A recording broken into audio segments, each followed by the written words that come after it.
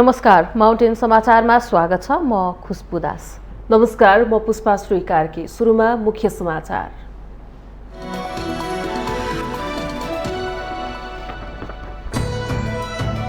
औषधि उत्पादकहरूको घुर्कीले बजारमा अत्यावश्यक औषधि सिटामोल अभाव, औषधिको आपूर्ति सहज बनाउन र उत्पादन क्षमता बढाउन प्रधानमन्त्रीको निर्देशन। उच्च स्तरीय राजनीतिक समन्वय समितिको बैठक बस्दै बैठक स्थानीय तहको निर्वाचन लगायत पछिल्लो राजनीतिक घटनाक्रममा केन्द्रित हुने। देशमा सांस्कृतिक अतिक्रमण हुने खतरा रहेकाले त्यसका विरुद्ध सजग हुनुपर्ने माओवादी केन्द्रका नेता देव गुरुङको भनाई, संस्कार र संस्कृतिको संरक्षण गर्नुपर्नेमा जोड। आगामी माघ 12 गते हुने राष्ट्रिय सभा निर्वाचनका लागि मध्य प्रदेशमा एमाले र लोसपा बीच गठबन्धन गर्ने सहमति, दुवै पार्टीले एक अर्कालाई मतदानमा सघाउने। आजदेखि काठमाडौँ उपत्यकामा चल्ने सवारी साधनमा जोड बिजोड प्रणाली लागू हुने। सपिङ मल, डिपार्टमेन्टल स्टोरमा एक पटकमा 20 जना भन्दा बढी जम्मा हुन नपाइने। लाइबेरियाको राजधानी मोनरोभिया स्थित एक धार्मिक कार्यक्रममा भागदौड मचिँदा 18 जना बालबालिका सहित 29 जनाको मृत्यु, दर्जनौं घाइते।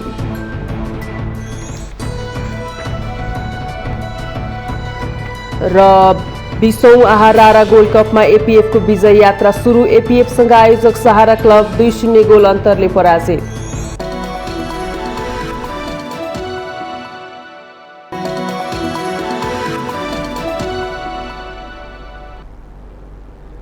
अब समाचार विस्तारमा। विगत केही दिनदेखि अत्यावश्यक औषधि पारासिटामोलको बजारमा अभाव देखिएको छ। नियामक निकाय कमजोर देखिँदा औषधि उत्पादकहरूले मनोमानी गरेकै कारण पारासिटामोलको अभाव देखिएको हो। कोरोना महामारीको तेस्रो लहर सुरु भएको अवस्थामा जनताले निःशुल्क पाउनुपर्ने पारासिटामोल शुल्क तिरेर पनि पाउन सकेका छैनन् भने मेडिकल सञ्चालकहरूले पनि अभाव देखाउँदै महँगो शुल्कमा बेचिरहेका छन्। औषधि उत्पादकहरूको घुर्की र सरकारको समन्वय अभावका कारण पछिल्लो समय अत्यावश्यक औषधि पारासिटामोल अभाव हुन थालेको छ। लामो समयदेखि मूल्य समायोजनको माग गर्दै आइरहे पनि सरकारले नसुनेको भन्दै औषधि लिमिटेड, औषधि उत्पादक संघ लगायतका केही प्रमुख औषधि उत्पादकहरूले केही दिन यता पारासिटामोलको उत्पादन बन्द गरेका थिए। नेपालमा 25-26 वटा औषधि उत्पादक कम्पनीले पारासिटामोल उत्पादन गर्दै आएकोमा विगत करिब 15 दिन यता 2-4 वटा कम्पनीले मात्रै उत्पादन गरिरहेको बताइएको छ। कोरोनाको ओमिक्रोन भ्यारिएन्टको संक्रमण तीव्र रूपले बढिरहेको अवस्थामा उत्पादन घट्दा बजारको औषधि पसलहरूमा पारासिटामोलको अभाव भइरहेको छ। उपत्यकाको सुविधा सम्पन्न ठाउँमै पारासिटामोल जस्तो सामान्य औषधि अभाव हुँदा औषधि खरिद गर्न आउने सर्वसाधारणहरूलाई यत्तिकै फर्काउनु पर्ने अवस्था आएको औषधि व्यवसायीहरूले गुनासो गरेका छन्।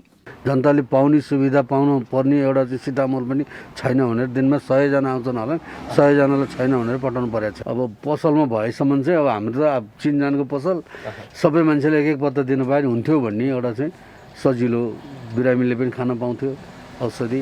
अब आजबाट भ्याक्सिन लगाइरहेको छ, हिजो आजदेखि भ्याक्सिन लगाएपछि ज्वरो आउँछ, खाने त सिटामोल हो, प्यारासिटामोल दिनुपर्छ। त्यो पाएको छैन, त्यही हो। समस्तमा अहिले तत्कालीन अवस्थामा चाहिँ प्यारासिटामोल ट्याब्लेट सर्टेज अवस्थामा भएको अवस्था छ। अहिलेको अवस्थामा प्यारासिटामोल छैन। ट्याब्लेटमा चाहिँ लिक्विडमा बच्चाको लागि चाहिँ छ। अन्य आइब्रुफिन प्यारासिटामोल भएका कम्बिनेसनका औषधिहरू पनि छन्, जस्तो मौका पनि छन्, जस्तो फ्लेक्सन भयो, ब्रुसेट भयो, ब्रुफ्लाम भयो, डिपान भयो, यिनीहरू तपाईँको चाहिँ हामीले दिन सक्छौँ। नेपालको संविधानले स्वास्थ्य सेवा सम्बन्धी हकलाई मौलिक हकको रूपमा सुनिश्चित गरेको छ, जस अनुसार प्रत्येक नागरिकलाई राज्यबाट आधारभूत स्वास्थ्य सेवा निशुल्क प्राप्त गर्ने हक हुनेछ। तर कोरोना महामारीको समयमा समेत अत्यावश्यक औषधिको अभावमा जनता भौतारिनु परेको छ। सामान्य स्वास्थ्य समस्यामा पनि अत्यावश्यक मानिने पारासिटामोल खरिद गर्नका लागि औषधि पसल धाउँदा समेत खाली हात फर्कन जनता बाध्य छन्। अहिलेसम्म मैले 25 वटा जति पसलमा सबै गइसकेँ, कहीँ सिटामोल छैन, कहीँ छैन। अब मैले पहिला सुनेको थिएँ हुम्ला जुम्लामा चाहिँ सिटामोल नपाएर मान्छे मऱ्यो भन्थ्यो। अब त राजधानीमै होला जस्तो। मेरो चाहिँ दाइ बिरामी हुनुहुन्छ, अनि त्यसको लागि सिटामोल खोज्दै हिँडेको, खोइ कहीँ भेट्दैन। सधैँ पाइरहने चिज, सधैँ सजिलै पाइरहने चिज, यो त लाखौँ करोडौँ एकदम धेरै मात्रामा उत्पादन हुने चिज पनि यसरी सर्टेज एक्कासी अहिले आएर सर्टेज हुन थाल्यो भने मान्छेले बढी उपयोग गर्ने भएको देखेर यसमा कालोबजारी पनि हुनसक्छ है। यसमा सरकारले एकदम ध्यान पनि दिनुपर्छ होइन। सायद यो कसैले लुकाएर पछि यसलाई बढी मात्रामा बेच्नलाई मान्छेले यसो गरेको पनि हुनसक्छ होइन। औषधि अभाव देखिन थालेपछि प्रधानमन्त्री शेरबहादुर देउवाले औषधिको आपूर्ति सहज बनाउन र उत्पादन क्षमता बढाउन निर्देशन दिनुभएको छ। लगतै नियामक निकाय औषधि व्यवस्था विभागले औषधि लिमिटेड, औषधि उत्पादक संघ, नेपाल औषधि व्यवसायी संघ, पैठारीकर्तासँग छलफल गर्दै यो समस्या समाधान गर्ने बताएको छ। पारासिटामोल उत्पादन बन्द गरेका उत्पादकहरूले विभागसँगको छलफलमा आवश्यकता र क्षमता अनुसार उत्पादन गरेर बजारमा पठाउने प्रतिबद्धता जनाएको विभागका महानिर्देशक नारायण प्रसाद ढकालले दाबी गर्नुभएको छ। आज चाहिँ नि हिजो चाहिँ सूचना आयो, आज के वितरण भएको छ, भोलि चाहिँ नि नेपाल औषधि लिमिटेडले चाहिँ नि 6 लाख जति भोलिको दिनभित्रमा दिन्छु भनेको छ, सार्वजनिक रूपमै भनेको छ र कर्मशा उसले चाहिँ करिब अर्को चाहिँ 30 लाख जति, टोटल चाहिँ 30 लाख जति म बनाउँछु भनेर उसैले भनेको छ। भनेपछि चाहिँ नेपाल औषधि लिमिटेडले चाहिँ नि एउटा कमिटमेन्ट दिइसक्यो भने यता निजी क्षेत्रका औषधि उद्योगहरू छन् जो उहाँहरूले पनि आफूसँग भएको कच्चा पदार्थ प्रयोग गरेर बाहिर लान्छु भनिसकेपछि हामीले चाहिँ त्यसमा शङ्का गर्नु हुँदैन, त्यो सहज हुन्छ भन्ने लाग्यो। पारासिटामोल अभाव सतहमा आएपछि मात्र औषधि उत्पादकहरूको बेइमानीमा सरकार तथा विभागको नजर पर्नु अत्यन्त दुःखद हो। उत्पादकहरूको समस्या सम्बोधन गर्न सरकारले प्रयास गरेको भए औषधि अभावबाट सर्वसाधारण जनता मारमा पर्नुपर्ने थिएन। यसतर्फ सरकार र सम्बन्धित निकायको ध्यान जानु जरुरी छ। माउन्टेन टेलिभिजन एचडी का लागि क्यामेरामा अमर राउतका साथमा सुजन चालिसेको रिपोर्ट। प्रधानमन्त्री शेरबहादुर देउवाले बजारमा सिटामोल लगायतका औषधिको अभाव भएको जानकारी आएको भन्दै त्यसको अभाव तत्काल अन्त्य गर्न निर्देशन दिनुभएको छ। बिहिबार प्रधानमन्त्री निवास बालुवाटारमा गृहमन्त्री बालकृष्ण खाँड र मुख्य सचिव शंकरदास बैरागीलाई बोलाएर औषधि अभावका विषयमा के भएको अध्ययन गरेर तत्काल औषधि उपलब्ध गराउने प्रबन्ध गर्न निर्देशन दिनुभएको छ। त्यस लगत्तै गृहमन्त्री र मुख्य सचिवले स्वास्थ्य मन्त्रालय, औषधि व्यवस्था विभाग लगायत औषधि उत्पादक कम्पनीहरूसँग पनि परामर्श गर्नुभएको थियो। छलफलपछि औषधिको अभाव नहुने गरी अघि बढ्न औषधि उत्पादकहरू तयार भएका छन्। यदि कसैले औषधिको कृत्रिम अभाव सृजना गरेको पाइएमा तत्काल कारबाही गर्ने गरी निर्देशन आएको औषधि उत्पादक कम्पनीहरूले जनाएका छन्।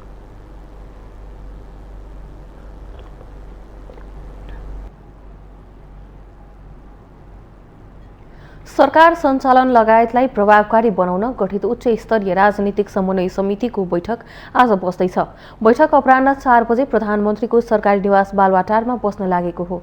यसअघि बिहिबारै बस्ने भनिएको बैठक आवश्यक तयारीका लागि भन्दै स्थगित भएको थियो। हिजो प्रधानमन्त्री तथा नेपाली कांग्रेसका सभापति शेरबहादुर देउवा, माओवादी केन्द्रका अध्यक्ष पुष्पकमल दाहाल तथा एकीकृत समाजवादीका अध्यक्ष माधव कुमार नेपाल बीच भएको भेटवार्तापछि आजका लागि बैठक तय भएको हो।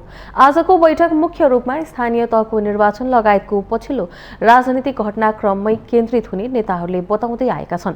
निर्वाचन आयोगले वैशाख भित्रमा नै स्थानीय तहको निर्वाचन गर्नुपर्ने भन्दै मिति सिफारिस गरिसकेको अवस्थामा गठबन्धन दल बीच सहमति जुट्न सकेको छैन। आजको बैठकमा स्थानीय तहको निर्वाचन लगायत विषयमा छलफल हुनेछ। साथै बैठकमा अन्य समसामयिक राजनीतिक विषयमा पनि बैठकमा छलफल हुने जनाइएको छ। यसअघि गत मंगलबार बसेको बैठकमा पनि स्थानीय तहको निर्वाचनका विषयमा छलफल भएको थियो। निर्वाचन आयोगले स्थानीय तहको निर्वाचन वैशाखभित्रै गर्नुपर्ने भन्दै मिति सिफारिस गरिसकेको छ। सत्ता गठबन्धन दलहरूबीच निर्वाचन कहिले गर्ने भन्ने सहमति हुन सकेको छैन।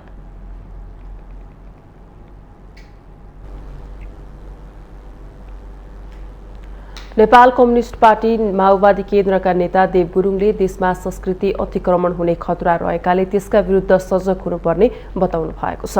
बिहिबार काठमाडौँमा आयोजित एक कार्यक्रममा बोल्दै नेता गुरुङले विश्वव्यापीकरणका कारण देशको भाषा, धर्म र संस्कृतिको रक्षा गर्ने चुनौती थपिएको बताउनुभयो।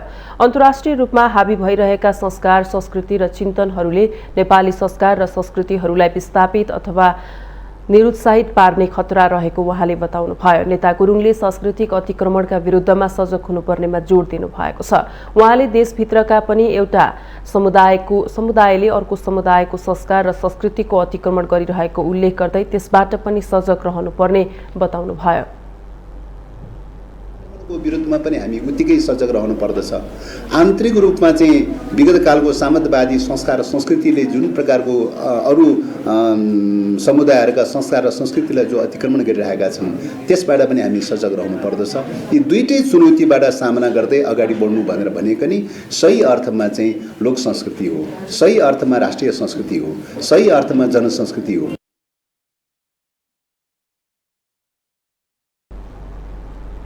उहाँले नेपाली जनताले अंगीकार गरेको सबै भाषा संस्कृतिलाई समान रूपमा मान्यता स्थापित गर्दै संस्कार र संस्कृतिको संरक्षण गर्नुपर्ने बताउनुभयो।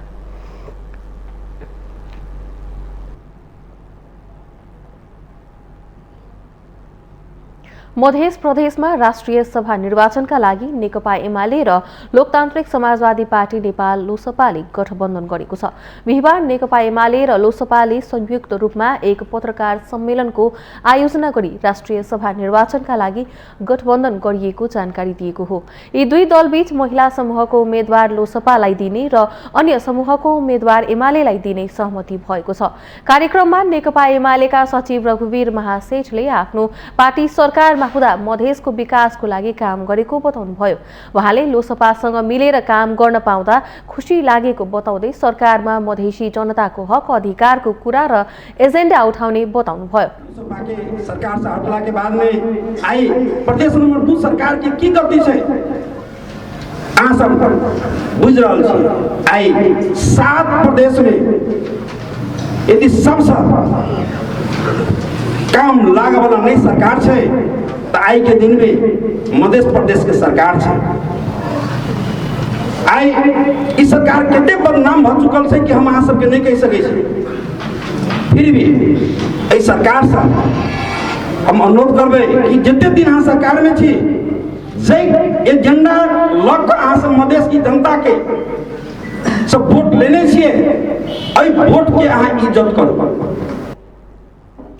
त्यस्तै लोकतान्त्रिक समाजवादी पार्टी नेपालका नेता जितेन्द्र सोनालले नेकपा एमालेसँग सहकार्य गरेर मधेसको भावनाको उत्पीडनमा परेका मानिसहरूको आदिवासी, दलित, जनजाति, मधेसी, महिला, मुस्लिम, थारूहरूको भनाई सरकारमा लैजाने बताउनुभयो। उहाँले एउटा धारणा अनुसार सरकार सञ्चालन हुनुपर्ने पनि बताउनुभयो। उत्पीड़न में पड़े हुए लोगों को आदिवासी, दलित, जनजाति, मधेसी, महिला, मुस्लिम, जनजाति, थारू के भावनाओं को जिस प्रकार से सम्मान करके यहाँ से लेकर के केंद्र तक हम लोग उठा रहे हैं और उसके लिए हम लोग सहपाठी खोज रहे हैं। उसके लिए सहयोद्धा, सहकर्मी पार्टी और सहकर्मी नेता हम लोग तलाश करें, क्योंकि हम लोग देख रहे हैं कि साउथ एशिया के पॉलिटिक्स में एलायंस का पॉलिटिक्स ही लीड कर रहा है। नेता सोनलले मधेसको जनताको अधिकारको लागि आफ्नो पार्टी गम्भीर रहेको बताउनुभयो।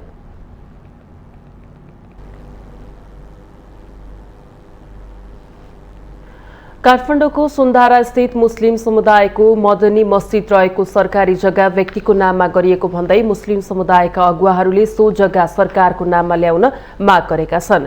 बिहिबार मुस्लिम आयोग विभिन्न राजनीतिक दलका मुस्लिम समुदायसँग सम्बन्धित भातृ संगठनका प्रमुख तथा प्रतिनिधिहरूले भूमि व्यवस्था, सहकारी तथा गरिबी निवारण मन्त्री शशि श्रेष्ठलाई भेट गरी सुन्धाराको मदनी मस्जिद रहेको जग्गा सरकारको नाममा ल्याउन माग गरेका हुन्।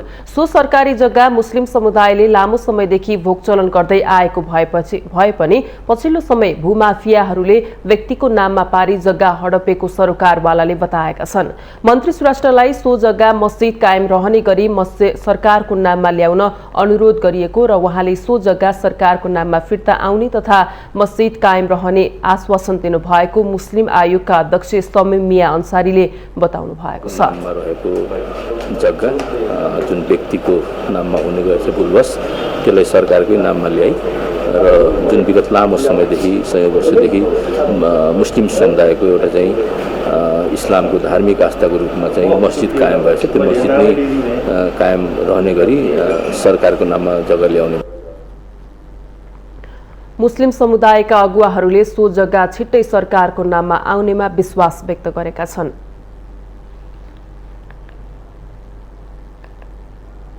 माउन्टेन समाचारमा पालो भएको छ विश्रामको।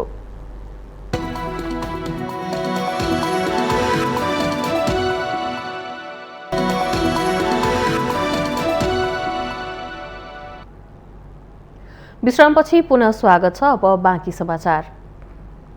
कोरोना संक्रमण रोकथाम गर्ने उद्देश्यले काठमाडौँ उपत्यकामा आज राति 12 बजेदेखि सवारी साधनमा चोर बिजोर प्रणाली लागू हुने भएको छ।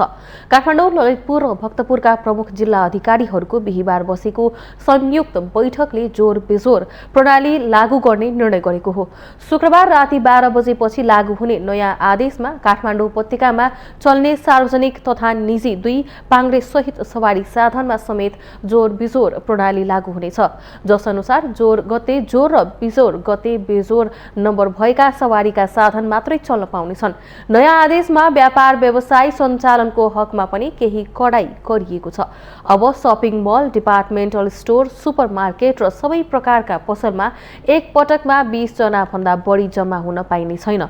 यस्तै पार्टी प्यालेसमा एक पटकमा कुल क्षमताको बढीमा 1/4 नबढ्ने गरी बढीमा पूर्ण खोप लगाएका व्यक्ति मात्रै उपस्थित हुन पाउने पनि नयाँ आदेशमा उल्लेख छ।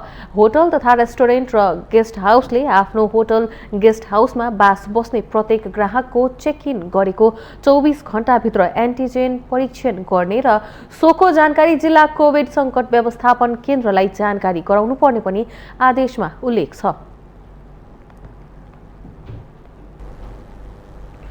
सत्ता गठबन्धनमा स्थानीय तहको चुनाव अगाडि गर्ने कि सङ्घ प्रदेशको भन्ने विषयमा दुई मत देखिएको छ। प्रमुख प्रतिपक्षी दल एमाले समयमै स्थानीय चुनाव गराउन जोडबल गरिरहेको छ, तर सत्तारूढ दल भने अझै छलफलमै जुटेको बताउँदै आएको छ।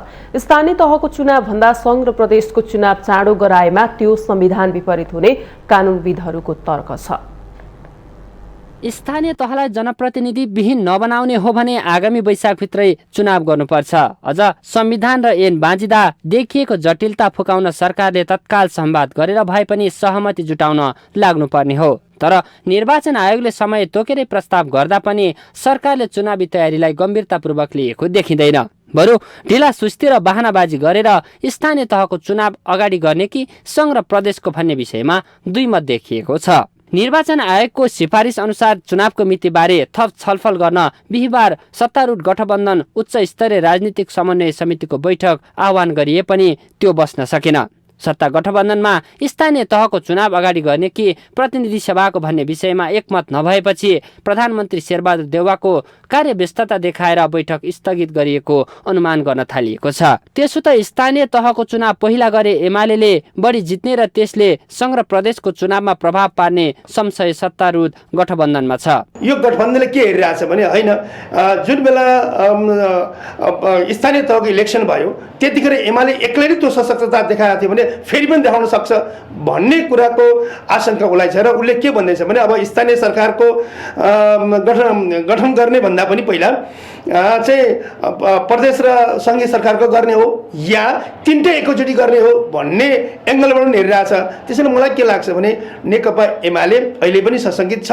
नयाँ संविधानले अब स्थानीय तह जनप्रतिनिधि नहुने अवस्थाको कल्पना गरेको छैन। वैशाखमा चुनाव गर्न प्रस्ताव गरेको निर्वाचन आयोगले मिति छिटो तोक्न सरकारलाई ताकेताने गरिसकेको छ। तर सरकार भने आफ्नो कार्यव्यस्तता देखाएर स्थानीय तहको चुनाव गर्ने या सङ्घ र प्रदेशको भन्ने विषयमा रुमलिएको छ। सत्तारूढ गठबन्धन पदाधिकारीहरूको कार्यकाल सकिएपछि मात्र स्थानीय तहको चुनाव गराउने कसरतमा जुटे पनि कानुनविदहरूले त्यसो गर्नु संविधान विपरीत हुने बताएका छन्। मङ्सिरमा पुग्ने अवधिलाई अहिले छोटाएर वैशाखमा गर्न खोज्नु भनेको यो आफैमा मध्यावधि निर्वाचन हो र संविधानले अहिलेको संविधानले मध्यावधि निर्वाचनको परिकल्पना गरेको छैन र यस संविधानबाटै चाहिँ तिमीले विकल्प खोज्नुपर्छ भनेको भनेर संविधान नेपालको सर्वोच्च अदालतको संवैधानिक इजलासले समेत व्याख्या गरिसकेको अवस्थामा यो प्रदेश र सङ्घको चुनाव पहिला गर्ने गरी सरकारबाट आउने कुरा भनेको चाहिँ यो बेबौसुङको बाजा हुन्छ र यसले संविधानको उल्लङ्घन हुन्छ। निर्वाचन आयोगको परामर्शमा सरकारले मिति घोषणा गर्ने कानुनी व्यवस्था भएकाले आयोगले एक्लै केही गर्न सक्दैन। सहजीकरणदेखि बजेट विनियोजन, सुरक्षा प्रत्याभूति र सबै दललाई निर्वाचनमा भाग लिने वातावरण समेत सरकारले नै तयार पार्नुपर्ने हुन्छ।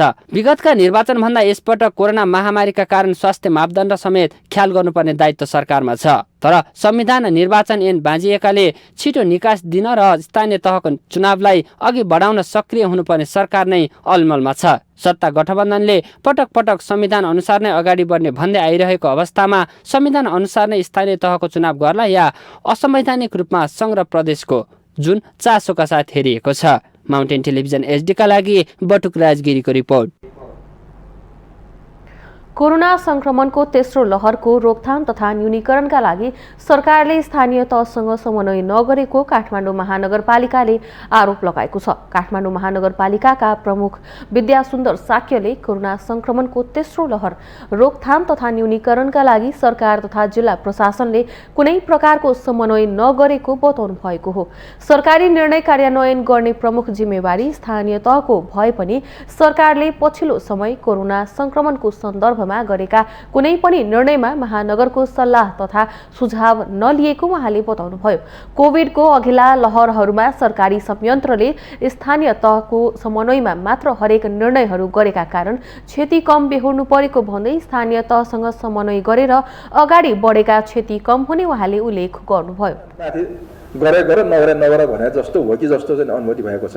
त्यसलाई हिजो जस्तो समन्वय भयो त्यस्तै समन्वय भयो भने हिजोभन्दा प्रभावकारी रूपमा हामी काम गर्न सक्छौँ र जहाँसम्म हामीले गर्न सकिने काम त हामीले गरिरहेका छौँ। अब खोपको समन्वय हामीसँग छैन, त्यो अहिले पनि प्रदेश सरकारले दिन्छ, हिजो पनि प्रदेश सरकारले दिइरहेको थियो। खोप पर्याप्त रूपमा हामीलाई दियो भने हामी सबैतिर सहज रूपमा सबैलाई, काठमाडौँवासी मात्र होइन सम्पूर्ण नेपाललाई हामी खोप दिन सक्छौँ। उहाँले कोरोना संक्रमण विरुद्धको खोप दिन ढिलाइ भइरहेको भन्दै महानगरपालिकालाई खोपको जिम्मेवारी दिए सहज रूपमा सबैलाई खोप दिन सक्ने पनि बताउनुभयो। प्रमुख साक्यले काठमाडौँ उपत्यकामा कोरोना संक्रमण बढ्ने भएकाले उपत्यकाभित्र बाहिर हुने आवत जावतमा गृह प्रशासनले कडाई गर्नुपर्ने पनि बताउनुभयो।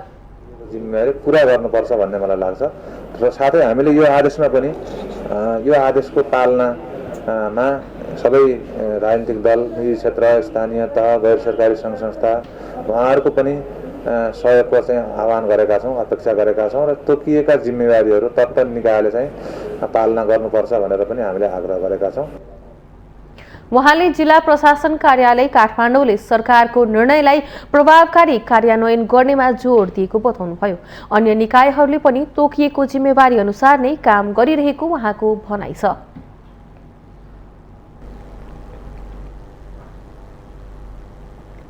पछिल्लो 24 घण्टामा थप 12,338 जनामा कोरोना भाइरस संक्रमण पुष्टि भएको छ। यो सँगै एकै दिनमा पुष्टि भएको हालसम्मकै सबैभन्दा धेरै संक्रमित संख्या हो। स्वास्थ्य तथा जनसङ्ख्या मन्त्रालयका अनुसार 21,007 जनाको पीसीआर परीक्षण गर्दा 10,052 तथा 6,490 जनाको एन्टिजेन परीक्षण गर्दा 2,286 जना गरी 12,338 जनामा संक्रमण पुष्टि भएको हो। यस्तै पछिल्लो 24 घण्टामा 4 जनाको मृत्यु भएको छ भने 649 जना संक्रमण मुक्त भएका छन्। बिहिबार थपिएसँगै नेपालमा कोरोना संक्रमितको कुल संख्या 9,95,888 पुगेको छ। यो सँगै नेपालमा मृत्यु हुनेको संख्या 11,632 पुगेको छ भने 8,18,809 जना संक्रमण मुक्त भएका छन्। मन्त्रालयका अनुसार हाल देशभर सक्रिय संक्रमितको संख्या 57,328 जना रहेका छन्, जसमध्ये 55,836 जना होम आइसोलेसनमा रहेका छन् भने 1,492 जना संस्थागत आइसोलेसनमा रहेका छन्। कोरोनाका बिरामी मध्ये 186 जना आइसियु र 27 जना भेन्टिलेटरमा उपचाररत छन्।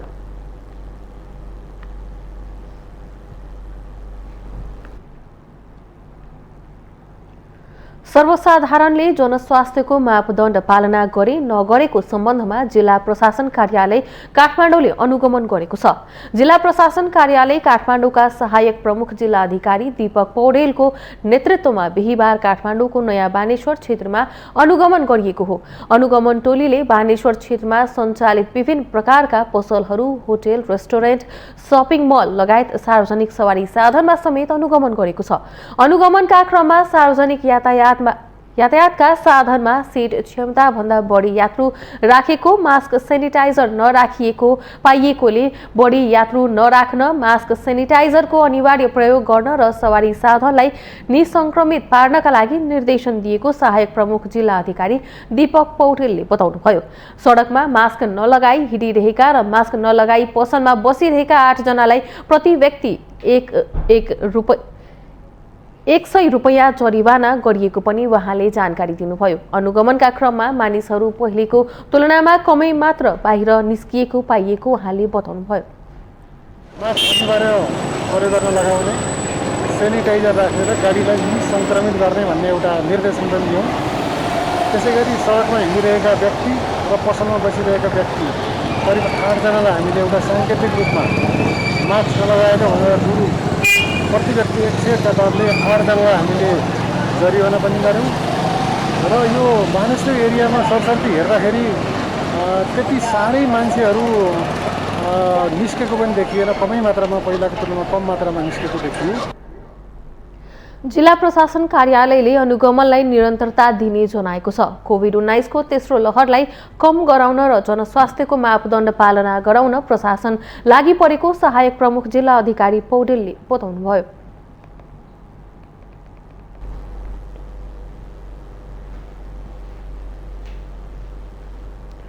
दाङको तुलसीपुर कारागारका कैदी बन्दीहरू अहिले विभिन्न सिप सिक्दै आएका छन्। विभिन्न कारणले कारागारभित्र जेल जीवन बिताइरहेका कैदीहरू पछिल्लो समय सिपसँगै प्रविधिसँग पनि जोडिन थालेपछि खुसी भएका छन्।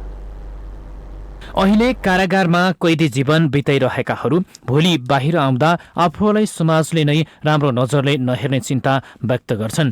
तर पछिल्लो समय दाङको तुलसीपुर कारागारमा विभिन्न किसिमको सिप र प्रविधिसँग जोडिएपछि उनीहरू जेलबाट बाहिर गएपछि केही गर्न सकिने आँटमा छन्। हामीलाई पनि एक खालको जोस र जागर आउने गर्छ कि हामी बाहिर गएर पनि समाजमा केही गर्न सक्छौँ, सकारात्मक सन्देश दिन सक्छौँ, सोच दिन सक्छौँ भन्ने खालको हौसलाहरू प्रदान हुने गर्छ। यस्तै हामीलाई अझै पनि आशा छ, यस्तै नयाँ नयाँ कार्यक्रमहरू हामीलाई चाहिँ जीवन व्यवहारसँग जोडिएका कार्यक्रमहरू उहाँहरूले प्रदान गर्नुहुनेछ। तुलसीपुर कारागारका कैदी बन्दीहरू अहिले विभिन्न सिप सिक्दै आएका छन्। केहीले कम्प्युटर पनि सिक्दै आएका छन्। यसरी सिप सिक्न पाउँदा उनीहरू निकै खुसी भएका छन्। कारागारमा विभिन्न संस्थाहरूले पनि सहयोग गर्दै आएका छन्। मान्छे प्रत्येक मान्छेले चाहिँ अपराध गरेकै हुन्छ। मैले पनि गल्ती गरेको छु। मान्छेले गल्ती गर्छ, मान्छेले गल्ती गर्छ, तर गल्तीलाई हेरेर होइन, तर मान्छेलाई हेरेर, मान्छेलाई प्रेम गरेर वास्तवमा मान्छेलाई पुनर्स्थापना गर्नुपर्छ भन्ने कुराहरूलाई नै मध्यनजर राखेर बन्दी सेवा सङ्घले यी कामहरू गर्दै आइरहेको छ। त्यस्तै कारागारमा कोही अभिभावक विहीन बालबालिकाहरू शिक्षाबाट वञ्चित भएको र कोही कैदी बन्दीहरू आर्थिक रूपमा समस्या हुँदा मुद्दा लड्न समेत समस्या भएकाले सहयोग गर्दै आएको पीडित सेवा सङ्घको भनाइ छ। बिताइरहनु भएको छ। उहाँको छोराछोरीको शिक्षामा वञ्चित हुनुभएको कति कुरा हाम्रो बिचमा आइराखेको छ। उहाँको शिक्षाको लागि पनि हामीले केही सहयोग गर्न सक्यौँ, उहाँ छोराछोरीले पनि शिक्षा पाउन सक्नुभयो भने पनि हामी चाहिँ आभारी हुन्थ्यौँ भन्ने कुरा बन्दीको तर्फबाट पनि मैले बोल्न चाहन्छु। तुलसीपुर कारागारमा अहिले महिला र पुरुष गरी करिब 550 कैदी बन्दीहरू छन्। क्षमता 300 जनाको हो, तर धेरै कैदी बन्दीहरू भए पनि कानूनी रूपमा कारागारको तर्फबाट दिनुपर्ने सबै सुविधाहरू दिएको कारागार प्रशासनले जनाएको छ। तुलसीपुर कारागारको क्षमता भनेको 300 मात्र हो। हामीसँग 550 कैदीहरू हुनुहुन्छ। अहिले पनि हामीसँग अब अन्य थुप्रै कारागारबाट यो तुलसीपुरको कारागार अलिक ठुलो कारागार भएको हुनाले थुप्रै बन्दीहरू यहाँ चाहिँ ट्रान्सफर हुँदै हुनुहुन्छ। यस कारणले गर्दाखेरि क्षमताभन्दा त हामी असाध्यै चाहिँ बढी नै छौँ। त्यति हुँदा पनि हामीले कैदी बन्दीहरूलाई चाहिँ हाम्रो साथीभाइ दाजुभाइ दिदीबहिनीहरूलाई दिनुपर्ने सेवा सुविधाहरू कैदी भएकै कारणले उहाँहरूले पाउनु नपर्ने सेवा सुविधा बाहेक अन्य चाहिँ कानुनको चाहिँ पाउनुपर्ने सेवा सुविधा सबै हामीले दिन चाहिँ हामीले एकदम प्रयास गरिराखेका छौँ। कारागारमा रहेका कैदी बन्दीहरूलाई सजाय दिनका लागि मात्र नभई उनीहरू जेलमुक्त भएपछि समाजमा जिउन सक्ने सिप र शिक्षा दिन आवश्यक छ। त्यसैले हरेक कारागारमा रहेका कैदी बन्दीहरूलाई सिप सिकाएर आत्मनिर्भर बनाउनतर्फ ध्यान दिनुपर्दछ। जुन रूपमा उनीहरूलाई समाजले हेर्ने दृष्टिकोण छ त्यो बदल्न जरुरी छ। माउन्टेन टेलिभिजन एचडीका लागि दाङ सहकर्मी विकास डाङ्गीको रिपोर्ट। माउन्टेन समाचारमा पालो भएको छ विश्रामको।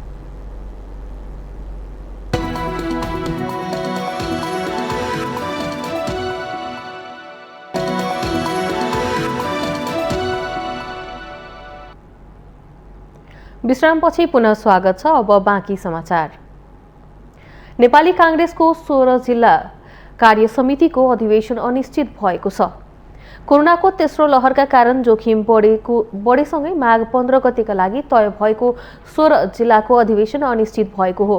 सरकारले कोरोना संक्रमणको तेस्रो लहर रोकथामका लागि भन्दै लागू गरेको निर्देशिकामा 25 जना भन्दा बढी सहभागी हुने औपचारिक भेला समारोह लगायतमा बन्देज लगाएको छ। माघ 15 मा नहुने निश्चित भइसकेको जिल्ला अधिवेशनको नयाँ मिति तोक्न भने काङ्ग्रेसले सकेको छैन। कोरोना संक्रमणको तेस्रो लहर समाप्त भएपछि मात्रै नयाँ मिति तोकिने काङ्ग्रेस नेताहरूको भनाइ छ। काङ्ग्रेसले 14औं महाधिवेशन सम्पन्न गरिसके पनि 16 जिल्लामा भने क्रियाशील सदस्यता लगायतका विवादका कारण अधिवेशनमा ढिलाइ भएको थियो। यसअघि गत पुस 27 गतेका लागि ती जिल्लामा अधिवेशन तोकिएको भए पनि राष्ट्रिय सभा निर्वाचनको कारण देखाउँदै माघ 15 गतेका लागि सारिएको थियो।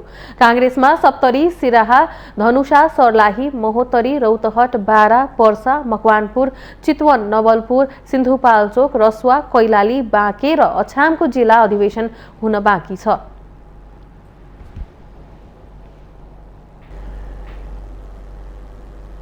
बाराको निजगढ नगरपालिका 11 स्थित स्वास्थ्य चौकीबाट सेवा नपाउँदा सर्वसाधारण मर्कामा परेका छन्। रतनपुर स्वास्थ्य चौकीका स्वास्थ्य कर्मी बीच लामो समयदेखि विवाद चल्दै आएकाले सेवा प्रभावित हुँदा सर्वसाधारण मारमा परेका हुन्। बाराको निजगढ नगरपालिका 11 स्थित रतनपुर स्वास्थ्य चौकीका स्वास्थ्य कर्मी बीच झण्डै 1 वर्ष अघिदेखि चल्दै आएको आपसी द्वन्द्व अहिले निजगढ नगर कार्यपालिकाको कार्यालयसम्म आइपुगेको छ। स्वास्थ्य कर्मी बीचको विवाद समाधानका लागि नगरपालिकाले बैठक नै बोलायो, तर बैठकमा सहभागी हुन स्वास्थ्य कर्मीहरू स्वास्थ्य चौकीमा ताला लगाएर नगरपालिका पुगे। खै म त औषध लिन आएको होइन, औषध लिन आउँदाखेरि आज यहाँ ठप्पै रहेछ, मैले कोही पनि कर्मचारी भेटेन। तालचेला छ, कर्मचारीहरू कहाँ छन्? कोही पनि भेटेन, भेटेन। म आज यहाँ ठ्याक्कै 12 बजे आइपुगेको थिएँ। हजुर, औषध लिनु भनेर कोही पनि भेटेन। बच्चाको लागि हात पोल्ने कारणले दबाई लिन आएको। अनि यहाँको हस्पिटल पनि बन्द रहेछ, 12 बजीतिर आएको छैन, अहिलेसम्म मान्छे छैन। रतनपुर स्वास्थ्य चौकी सञ्चालनमा आएको 2 वर्ष बढी भयो, तर रतनपुरका जनताले स्वास्थ्य चौकी पाए पनि कर्मचारी बीचको मतभेदले सेवा भने पाउन सकेनन्। पहिले किशोरी राय यादवले सो स्वास्थ्य चौकीको इन्चार्जको जिम्मेवारी सम्हाल्दै आएको र 1 वर्ष अघि स्वास्थ्य चौकी नयाँ भवनमा सरेपछि दिनेश परियारले इन्चार्जको जिम्मेवारी सम्हाल्दै आएका छन्। परियारले जिम्मेवारी सम्हाल्न थालेसँगै कर्मचारी बीच विवाद सुरु भएको बताइएको छ। सेवा सुविस्ता दिने उहाँको काम हो, त्यसपछि प्रमुखले आराउने काम हो। प्रमुख भनेको कहिले दबाई लिन जानुहुन्छ, कहिले कहाँ जानुहुन्छ। जस्तै म एउटा वडा अध्यक्ष हुँ, वडा प्रमुख भएर कुनै बेला म नभएको खण्डमा मैले वडाको कुनै गतिविधि गर्नुपर्दाखेरि ल म एकछिन ढिलो हुन्छ भन्ने त्यो प्राविधिक सबैलाई थाहा भएकै कुरा हो यो।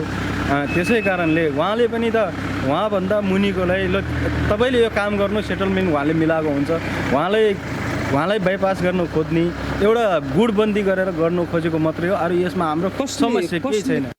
यादव र परियार बीचको विवादलाई निजगढ नगरपालिका र नगर स्वास्थ्य शाखाले बेलैमा समाधान गर्न चासो नदेखाउँदा अहिले स्वास्थ्य चौकीको सम्पूर्ण सेवा बन्द गर्दै तालाबन्दी हुने अवस्थामा पुगेको हो।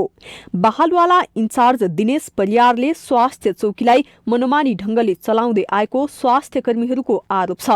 स्वास्थ्य चौकीका इन्चार्ज परियारले कर्मचारी तथा स्वास्थ्य कर्मीलाई असल व्यवहार नगरेकै कारण समस्या सृजना भएको आरोपित राय यादवको भनाइ छ।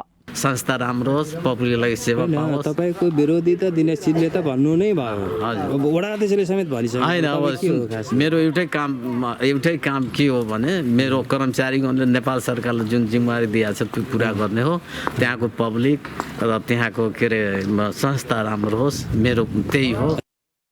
आफूले स्वास्थ्य चौकीको सेवालाई राम्रो गर्न लागि परे पनि एक थरी कर्मचारी तथा स्वास्थ्य कर्मीहरूले आफूमाथि लगाइएका आरोप गलत र निराधार भएको इन्चार्ज परियारको प्रतिक्रिया छ। केही पनि हेर्नु सर, यो अब सबै स्टाफहरूको वातावरण पनि राम्रो छ, काम पनि राम्रो छ। काम गर्न नचाहनेलाई केही पनि गर्न सकिँदैन। उहाँलाई अब काम गर्न मनसाय भएपछि अब कसरी निस्किने, कसरी गर्ने भन्ने एउटा गुट बनाएर चाहिँ एक दुईजना साथीहरूले उचालेर चाहिँ होइन यहाँ इन्चार्ज नराम्रो भनेर गर्दा काम गर्न नखोजे मात्रै हो। स्वास्थ्य कर्मी तथा कर्मचारीहरूले इन्चार्ज परियार विरुद्ध उजुरी सहितको निवेदन वडा कार्यालय र निजगढ नगरपालिकामा दिएका छन्। समस्या समाधानका लागि निजगढ नगरपालिकाले 3 सदस्यीय छानबिन समिति समेत गठन गरिसकेको छ। सल्लाहमा अध्ययन छानबिन गरेर 7 दिनभित्र प्रतिवेदन पेश गर्न भनेर यस कार्यालयको स्वास्थ्य शाखाका प्रमुख जनस्वास्थ्य अधिकृत रमेश लामाको संयोजकत्वमा 3 सदस्यीय चाहिँ छानबिन टोली गठन गरिएको छ। त्यसले चाहिँ स्थलबजारमा गएर छानबिन गरेर वास्तविकता के हो आफ्नो रायसहितको प्रतिवेदन दिन्छ। नगरपालिका स्वास्थ्य शाखाका प्रमुख रमेश लामाको संयोजकत्वमा 3 सदस्यीय छानबिन समिति गठन गरी सो समितिले 7 दिनभित्रै प्रतिवेदन बुझाउने जिम्मेवारी तोकिएको छ। माउन्टेन टेलिभिजन एचडीका लागि बारा सहकर्मी श्याम गुप्ताको रिपोर्ट।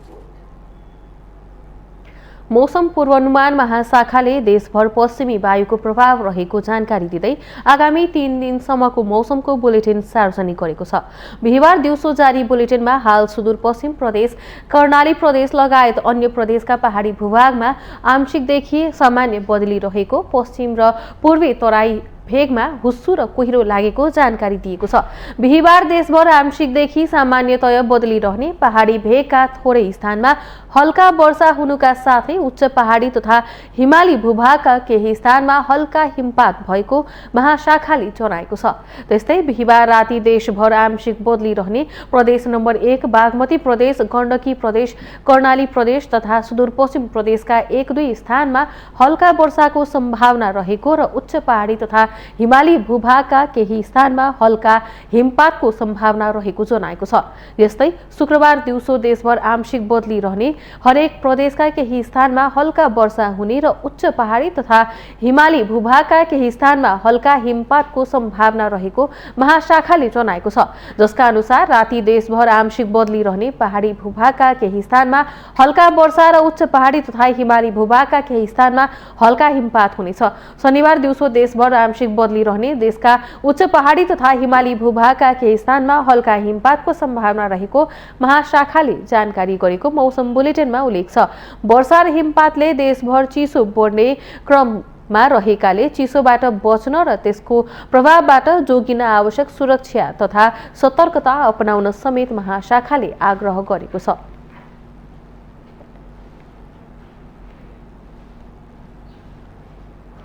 हामीसँग आर्थिक, अन्तर्राष्ट्रिय र खेल समाचार बाँकी नै छन्। माउन्टेन समाचारमा पुनः पालो भएको छ विश्रामको।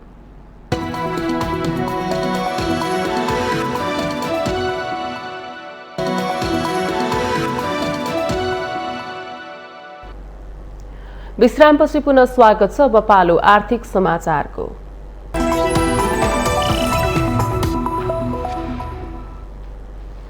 रेमिट्यान्सलाई बैंकिङ च्यानल मार्फत भित्राउन थप ब्याज र अनुदानको व्यवस्था गर्न निजी क्षेत्रले सरकारलाई सुझाव दिएका छन्।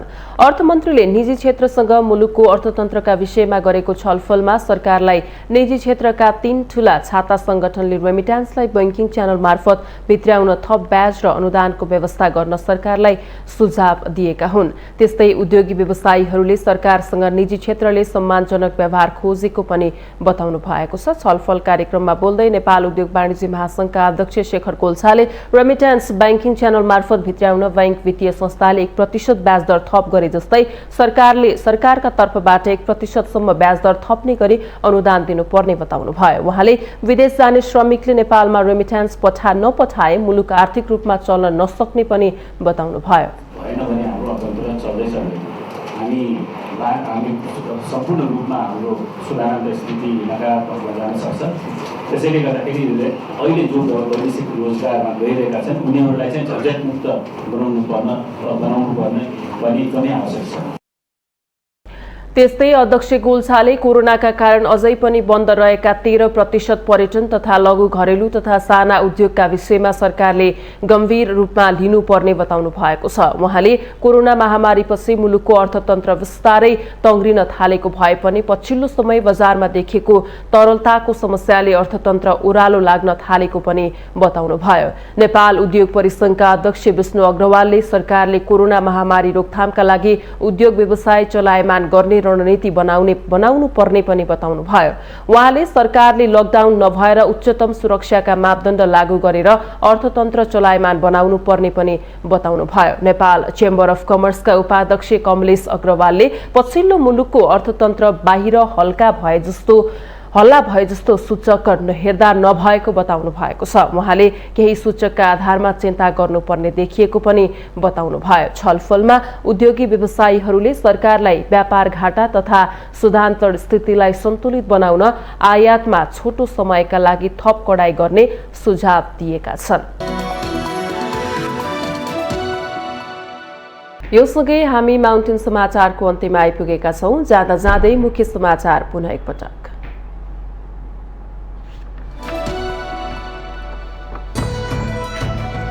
औषधि उत्पादकको घुर्कीले बजारमा अत्यावश्यक औषधि सिटामोल अभाव, औषधिको आपूर्ति सहज बनाउन र उत्पादन क्षमता बढाउन प्रधानमन्त्रीको निर्देशन। उच्च स्तरीय राजनीतिक समन्वय समितिको बैठक बस्दै बैठक स्थानीय तहको निर्वाचन लगायत पछिल्लो राजनीतिक घटनाक्रममा केन्द्रित हुने। देशमा सांस्कृतिक अतिक्रमण हुने खतरा रहेकोले त्यसका विरुद्ध सजग हुनुपर्ने माओवादी केन्द्रका नेता देव गुरुङको भनाई, संस्कार र संस्कृतिको संरक्षण गर्नुपर्नेमा जोड। आगामी माघ 12 गते हुने राष्ट्रिय सभा निर्वाचनका लागि मध्य प्रदेशमा एमाले र लोकसभा बीच गठबन्धन गर्ने सहमति, दुवै पार्टीले एकअर्कालाई मतदानमा सघाउने। आजदेखि काठमाडौँ उपत्यकामा चल्ने सवारी साधनमा जोर बिजोर प्रणाली लागू हुने। शपिङ मल, डिपार्टमेन्टल स्टोरमा एकपटकमा 20 जना भन्दा बढी जम्मा हुन नपाइने। लाइबेरियाको राजधानी मोनरोभिया स्थित एक धार्मिक कार्यक्रममा भागदौड मचिँदा 11 जना बालबालिका सहित 29 जनाको मृत्यु, दर्जनौं घाइते। र 20औं आहारारा गोल्ड कपमा एपीएफको विजयी यात्रा सुरु। एपीएफसँग आयोजक सहारा क्लब 2-0 गोल अन्तरले पराजित।